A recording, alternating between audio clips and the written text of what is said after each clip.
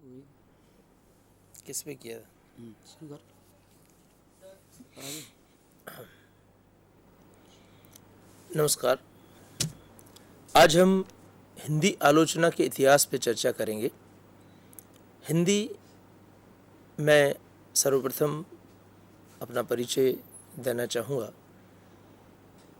मेरा नाम ईश्वर सिंह चौहान है। श्री डीजे पटेल कन्या विद्यालय कड़ी में मैं हिंदी का प्राध्यापक हूँ। हिंदी साहित्य, लेखन एवं पठन में मेरी अभिरुचि है और इसीलिए मैं हिंदी आलोचना के इतिहास पे आपके साथ कुछ मुद्दों पर चर्चा करने के लिए उपस्थित हुआ हूँ। हिंदी आलोचना अपने आप में एक विस्तृत विषय है। इतिहास के संदर्भों में अगर हम देखने जाएं तो हिंदी आलोचना का प्रारंभ लगभग रीतिकाल से होता है, मगर वो उस रूप में नहीं जिस रूप में हमें भारतेंदु के पश्चात हिंदी आलोचना दिखाई देती है। रीतिकालीन आलोचकों ने, जैसे कृपाराम हिंदी के प्रथम काव्य शास्त्री माने जाएंगे क्योंकि उन्होंने हित तरंगिणी का लेखन किया। हिंदी में काव्य रीति का सम्यक समावेश पहल आचार्य केशव ने किया था। मगर रीतिकालीन काव्यशास्त्री जो थे, उनकी आलोचना पद्धति, उनकी आलोचना रीति वो मूलतः संस्कृत के काव्य शास्त्रों पर आधारित थी।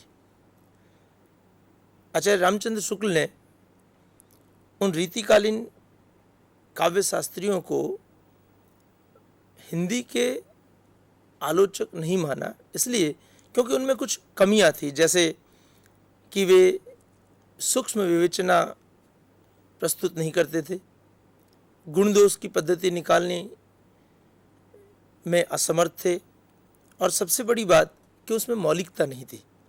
आचार्य रामचंद्र शुक्ल ने तो ये कहा कि हिंदी आलोचना की शुरुआत भारतेंदु हरिश्चंद्र से इसलिए माननी चाहिए क्योंकि भारतेंदु हरिश्चंद्र के बाद जो लेखक हिंदी आलोचना में आए वे मौलिक विचारक थे। और सबसे बड़ी बात कि हिंदी आलोचना रीतिकालीन काव्यशास्त्रियों ने जिन लक्षण ग्रंथों पर आधारित की, जो कि संस्कृत के काव्य सिद्धांतों पर आधारित थे, जिसमें भामह का अलंकार संप्रदाय, कुंतक का वक्रोक्ति संप्रदाय, वामन का रीति संप्रदाय, आनंदवर्धन का ध्वनि संप्रदाय, लगभग इसी की नकल पे या उन्हीं मानदंडों के आधार पर रीतिकाल में हिंदी आलोचना दिखाई देती है। इसलिए हिंदी आलोचना का प्रारंभ आचार्य रामचंद्र शुक्ल वो मुख्य रूप से भारतेंदु के आगमन के पश्चात और भारतेंदु कालीन साहित्यकार जो थे उनसे मानते हैं।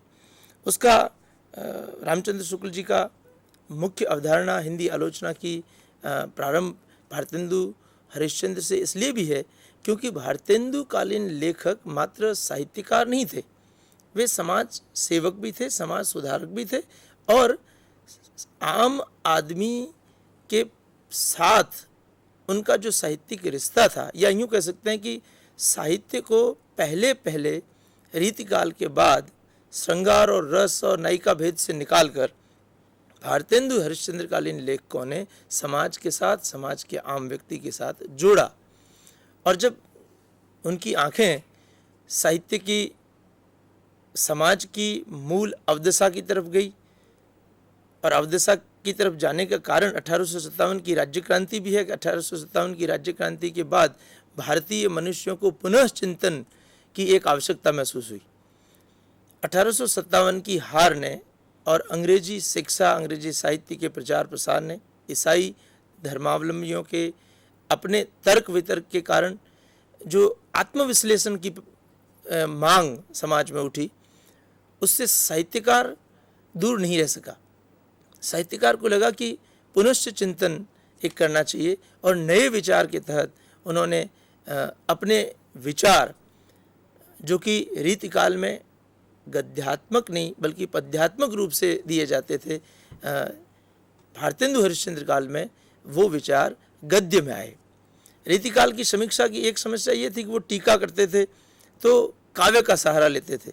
जैसे कि बिहारी के सतसई के बारे में, बिहारी सतसैया के दोहरे, जो नावन के तीर, देखन में छोटन लागे, घाव करे गंभीर। तो मूल बात विवेचन की है और विवेचन में भी गुण दोष निकालने की है, अर्थात विवेचन के आधार पर कृति की मूल समीक्षा जो होनी चाहिए, कृतिकार की अंतस चेतना की मूल समीक्षा होनी चाहिए, कृतिकार के साथ समाज का संबंध की जो चर्चा होनी चाहिए वो रीतिकालीन साहित्य में नहीं हो पाई। और वो चीज़ भारतेंदु हरिश्चंद्र कालीन लेखकों ने अपने लेखों के माध्यम से प्रकट की। तो भारतेंदु हरिश्चंद्र के बाद हिंदी समीक्षा, हिंदी आलोचना का विधिवत प्रारंभ आचार्य शुक्ल मानते हैं और उसमें 3 समीक्षक भारतेंदु हरिश्चंद्र कालीन लेखकों में हुए। उसमें मुख्य रूप से भारतेंदु हरिश्चंद्र को मैं मानना चाहूँगा, क्योंकि भारतेंदु हरिश्चंद्र ने सर्वप्रथम नाटक पे, एक बहुत बड़ी बात है कि नाटक पे उन्होंने एक लेख लिखा, नाटक कैसा होना चाहिए। तो समीक्षा में किसी कृति को इससे पूर्व इस ढंग से कि कोई लेखक लिखने बैठे और उसे ये निर्देश दिया जाए कि आपको नाटक में किन किन तत्वों का ध्यान रखना है, ऐसा पहले कभी हुआ नहीं था। पहली बार नाटक में नाटक के तत्वों को लेकर, और वो भी पाश्चात्य साहित्य सर्जन को आधार रखकर भारतेंदु ने बात नहीं की, बल्कि भारतीय काव्यशास्त्र, प्राचीन हमारी नाट्य पद्धति थी, उसमें लोकमानस, लोक चर्चा के साथ भारतेंदु ने नाटक की चर्चा की और नाटक कैसा होना चाहिए निबंध के माध्यम से नाटक के तत्व और साहित्य में पहली बार गद्यात्मक साहित्य को समीक्षात्मक रूप से देखा गया। भारतेंदु की ये परंपरा, भारतेंदु जन समूह, क्योंकि भारतेंदुकालीन लेखक पत्रकार भी थे, समाज के साथ सीधा उनका नाता था, वे जन आंदोलनों से भी जुड़े हुए थे, उस समय की सामाजिक मांग को भी वे समझते थे, समाज में फैली हुई कुरीतियों और कुरीतियों के कारण समाज में जो अवदशा हो रही है उसको भी वे समझते थे, अंग्रेजी राज्य के द्वारा शोषण किस प्रकार से हो रहा है वो भी समझते थे। एक प्रकार से पुनः जागरण की स्थिति इस समय लगभग भारतीय समाज में हो रही थी। जैसे गुजरात में नर्मद ने किया, वही काम हिंदी भाषा में भारतेंदु ने किया कि पुनः जागरण, नव जागृति जिसे डॉक्टर नामवर सिंह जी कहते हैं, कि सोई हुई प्रजा की आंखें जैसे खुली, और वो आंखें खुली तो सब कुछ दृष्टिपात होने लगा, दिखने लगा। और उन्होंने केवल समाज को ही विश्लेषित नहीं किया, आलोचना 2 पथों पर चली, एक तरफ उनके केंद्र में समाज था तो दूसरी तरफ उनके केंद्र में साहित्य था, क्योंकि भारतेंदुकालीन लेखकों ने समाज और साहित्य को 2 अलग अलग ढंग से नहीं देखा, बल्कि जैसा कि आचार्य रामचंद्र शुक्ल ने बाद में, बहुत सारे समीक्षकों ने ये कहा कि समाज और साहित्य अलग नहीं है, समाज और साहित्य एक ही है, और बिना समाज में जीवंतता और साहित्य में जीवंतता दोनों के कारण ही हो सकती है। तो साहित्य आखिरकार समाज का दर्पण है, ऐसा साहित्यकार कहते हैं। तो भारतेंदु हरिश्चंद्र ने नाटक से जो समीक्षा का प्रारंभ किया, वो समीक्षा आगे चलकर बालकृष्ण भट्ट और चौधरी बद्रीनारायण चौधरी प्रेमधन ने उसको आगे बढ़ाया। तो हिंदी की समीक्षा की जो धारा रीतकाल से प्रारंभ हुई, वो धारा भारतेंदु हरिश्चंद्र के बाद बद्रीनारायण चौधरी प्रेमधन ने और बालकृष्ण भट्ट ने साहित्य में जो आलोचना पद्धति विकसित हुई, उस आलोचना पद्धति का विधिवत प्रारंभ अगर हम कह सकते हैं तो इन 2 लेखकों के लेखों में दिखाई देता है। जैसे बालकृष्ण भट्ट का डॉक्टर रामविलास शर्मा ने साहित्य जनसमूह के हृदय का विकास है उस निबंध को बेस्ट श्रेष्ठतम आलोचनात्मक निबंध माना है, क्योंकि साहित्य के साथ जनसमूह के विकास की जो बात बालकृष्ण भट्ट ने उस निबंध में की है। इसके अलावा भी बालकृष्ण भट्ट ने साहित्य में 2 चीज़ें जो उनकी गद्यात्मक साहित्य की आलोचना की मुख्य अवधारणाएं हैं, एक कि लेखक मनस्थिति जो है उसकी आलोचना होनी चाहिए, और दूसरी जनसमूह की स्पिरिट, जनसमूह की जीवंतता, जनसमूह की चेतना अगर आपके लेखन में नहीं है तो उसे साहित्य नहीं कहा जा सकता। ये बालकृष्ण भट्ट की अवधारणाएं थी। और उसके बाद चौधरी बद्रीनारायण चौधरी प्रेमधन ने संपूर्ण कृति के गुण दोष की समीक्षा, ये पहली बार हिंदी में हुआ था कि चौधरी साहब ने किसी कृति को लेकर, खास करके लाला श्रीनिवास दास के नाटक संयोगिता स्वयंवर की समालोचना आनंद कादम्बनी में प्रसिद्ध की। और समालोचना की पद्धति का ये अपने आप में एक विशिष्ट ढंग था कि उन्होंने इस पूरी जो समीक्षा पद्धति है उसमें कृति को केंद्र में रखकर कैसे समाज, लेखक और कृति की विषय वस्तु, इन तीन चीज़ों का संयोग करते हुए उन्होंने उस कृति की गुण दोष, कौन सी चीज़ आनी चाहिए, कौन सी चीज़ नहीं आनी चाहिए, कोई चीज़ आई है तो वो क्यों अच्छी है और कोई चीज़ नहीं आई है तो क्यों नहीं अच्छी है, क्या चीज़ होनी चाहिए थी जो इसको कृति को सुंदर बनाती, इस प्रकार की समीक्षा का प्रारंभ हिंदी में चौधरी साहब ने शुरुआत किया। उन्होंने लिखा कि जनसमूह के हृदय की भावनाओं का आग्रह करके ही हिंदी की आलोचना रीतिकालीन केंचुए उतार कर आधुनिक बनी। या रामचंद्र शुक्ल ने कहा कि जनसमूह के हृदय की जो भावना थी वो आधुनिक काल में, विशेष रूप से भारतेंदु के काल में प्रकट हुई। और उसी भावना जो आपको रीतिकाल के साहित्य में नहीं मिलती है। रीतिकाल का साहित्य अपने आप में स्वकीय साहित्य है, या तो नायिका भेद अत्यधिक दिखाई देता है अथवा श्रृंगार रस अधिक दिखाई देता है, यानी रस और अलंकार से बाहर रीतिकालीन का साहित्य नहीं निकल पाया। इसके कारण पूरा का पूरा साहित्य जगत जैसे आम जन समूह से हटकर बात करता है, ऐसा रीतिकाल में दिखाई देता है, जो कि भारतेंदुकालीन लेखकों में नहीं है। उनके लेख, उनके निबंध पत्रिकाओं के द्वारा जन समूह तक पहुंचने का बहुत बड़ा ये था कि पत्रिकाओं के द्वारा वो अपनी बात जनता तक पहुंचाते थे। आधुनिक में हिंदी आलोचना का उन विधाओं में से जो पश्चिमी साहित्य की नकल पर नहीं बल्कि अपने साहित्य को समझने, बूझने और उनकी उपादेयता पर विचार करने की आवश्यकता के कारण जन्मी और विकसित हुई। तो यहाँ अंग्रेजी साहित्य की नकल या अंग्रेजी साहित्य का क्रिटिसिज्म या आलोचना जो है वो हिंदी आलोचना में पदार्पित हुई हो, ऐसा नहीं है।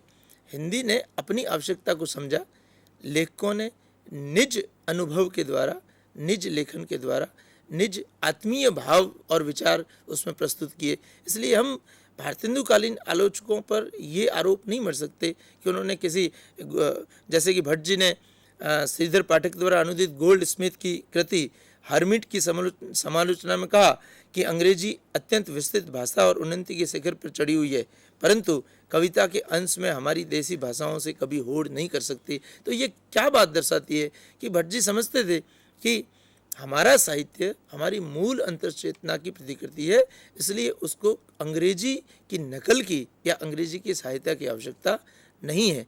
हम ये कह सकते हैं कि बाद के विद्वानों ने शायद अंग्रेजी साहित्य के विस्तृत अध्ययन के द्वारा अंग्रेजी साहित्य को नकल तो नहीं कह सकते, पर जरूर उसका प्रभाव उन लेखकों और समालोचकों पर पड़ा होगा। पर भारतेंदुकालीन लेखकों पर अंग्रेजी साहित्य या अंग्रेजी साहित्य के आलोचना का प्रभाव दिखाई नहीं देता है।